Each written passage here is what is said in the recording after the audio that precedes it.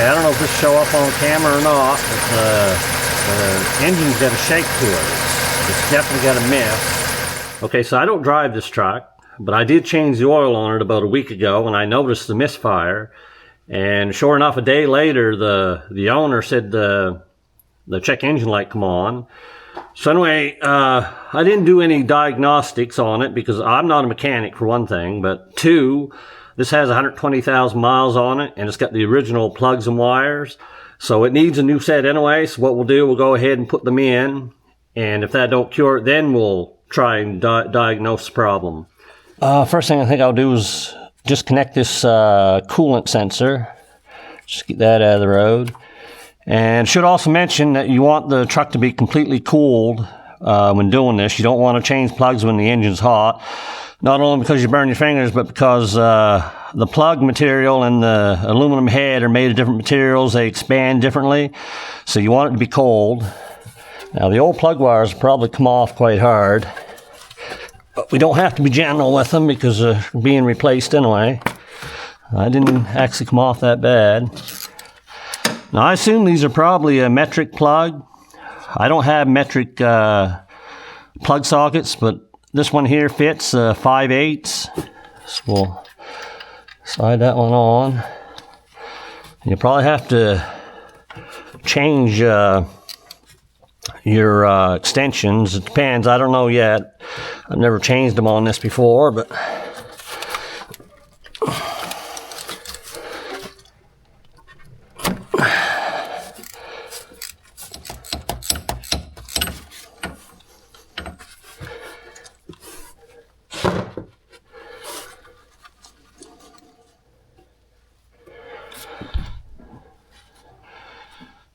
now, as far as plug goes, it don't look too bad.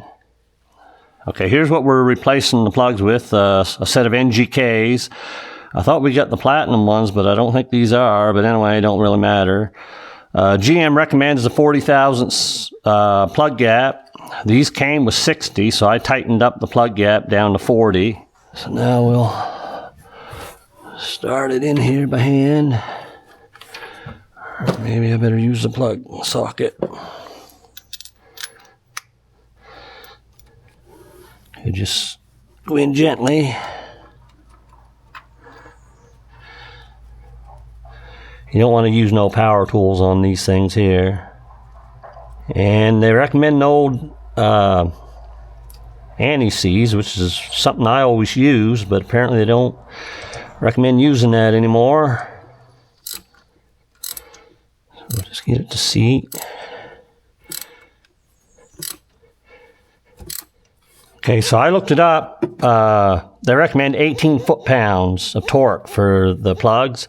I'm just going to go by feel. I'm not going to get torque wrench for this. Plus, torque wrench is hard to get in here. Okay, so we're using ACDelco spark plug wires for replacement. And I'm just going to take these heat shields off the old ones, put them right back here on the new ones. But first thing I want to do, I want to add a little dielectric grease to each end. Okay, so I got the dielectric grease on them. So we'll put this heat shield back on. Then we'll go down in here. You want to hear it click.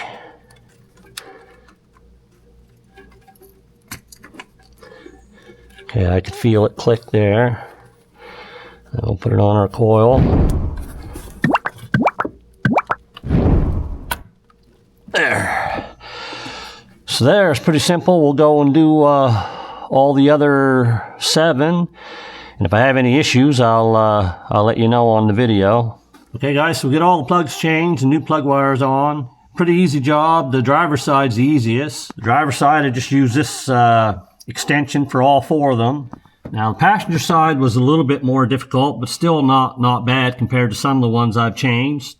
That back one was the hardest. And for this side, I used this extension for the front cylinder. And the 2 middle ones, I used this one. And then for the back one, the only thing I had that would work is I had to use a 1/2-inch ratchet. And this extension here, that's the only way I could get enough room.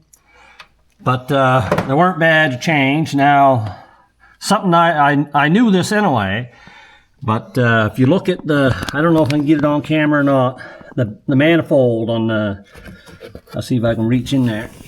That bolt right there for the manifolds broke off. That's kind of normal for these LS ones, but it's got a little bit of a exhaust tick when it's cold.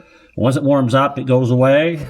And here on the driver's side, this one here's broke off. The cylinders on this is 1, 2, 3, 4, 5, 6, 7, 8. The reason I mentioned that is 7 right there. That's the one the computer said had a misfire, and I'm going to show you that plug. This is at a cylinder number 7, and again, I don't know how it's going to show up on camera, but it's carboned up a lot worse than the other ones, and I think that's why we was getting the misfire. I hope that's the reason why. We'll find out when I start it, I guess. Okay, so we're going to start it up. And I should be able to tell if it's running smoother or not.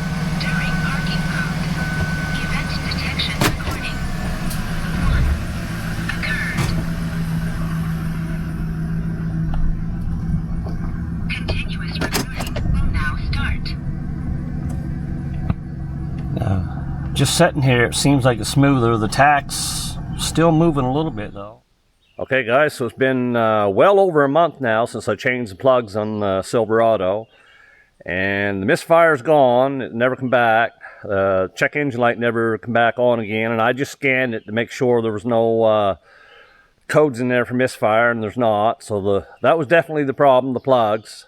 Now it don't idle perfectly because of that exhaust leak. But as it warms up, it smooths right out. So the misfire just, I think the misfire just caused because the plugs are getting old, and that number 7, it was getting quite crusty. Anyway, guys, hope this video helps somebody out, and we'll catch you in the next one.